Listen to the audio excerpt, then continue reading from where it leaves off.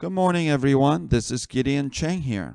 I hope everyone would choose to stay happy today and focus only on the positives and remove any negative thoughts, emotions, and situations that aren't even true. Let us not get deceived no matter what. I wanted to briefly chat about life today, and today's topic is God's curses for disobeying.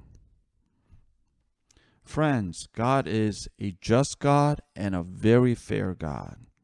While He wants us to obey to His commandments, He also curses for those who have decided not to obey. In the book of Deuteronomy, it's all laid out for about a page or two. And because they are so clear and descriptive, I'm just going to only use God's words and meditate with you by each verse. However, if you do not obey the Lord your God and do not carefully follow all His commands and decrees I'm giving you today, which means the 10 Commandments, all these curses will come on you and overtake you. Number 1, you will be cursed in the city and you'll be cursed in the country. That means wherever you are, you'll be cursed, both in a countryside or even in a metropolitan area, wherever you are. Your basket and your kneading trough will be cursed, so you'll be going through lack. You'll be experiencing lack all the time. The fruit of your womb will be cursed, your children, and the crops of your land, and the calves of your herds, and the lambs of your flocks. Whatever that you own and whatever that you have will be cursed. You'll be cursed when you come in, and you'll be cursed when you go out. Isn't that scary?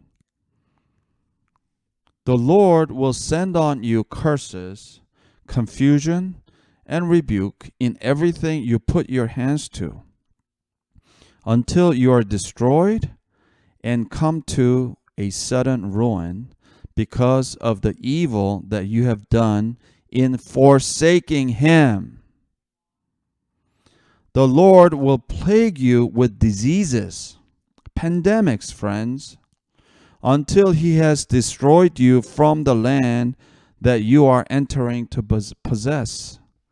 COVID-19, friends, the Lord will strike you with wasting disease, with fever and inflammation, with scorching heat and drought, with blight and mildew, which will plague you until you perish. Isn't this scary, friends? We see so many wildfires in California, primarily because of drought, and the water is running out in California, and water is running out globally. But the scariest part of God's curse is the fact that He will plague us until we perish if we disobey. We better not take the kind of news disasters that we come across lightly in our lives. It's all laid out in the Bible long time ago. We just don't know about them. We don't even know what we don't know, and we are experiencing them every day. It may well be all part of what God sends us as His curses for those who disobey God. That's what I believe. The sky over your head will be bronze, the ground beneath you iron. The Lord will turn the rain of your country into dust and powder. It will come down from the skies until you are destroyed. The Lord will cause you to be defeated before your own enemies. You will come at them from one direction, but flee from them in 7. And you will become a thing of horror to all the kingdoms on earth. Your carcasses will be food for all the birds and the wild animals, and there will be no one to frighten them away. The Lord will afflict you with the boils of Egypt, and with tumors, festering, sores, and the itch, from which you cannot be cured, friends.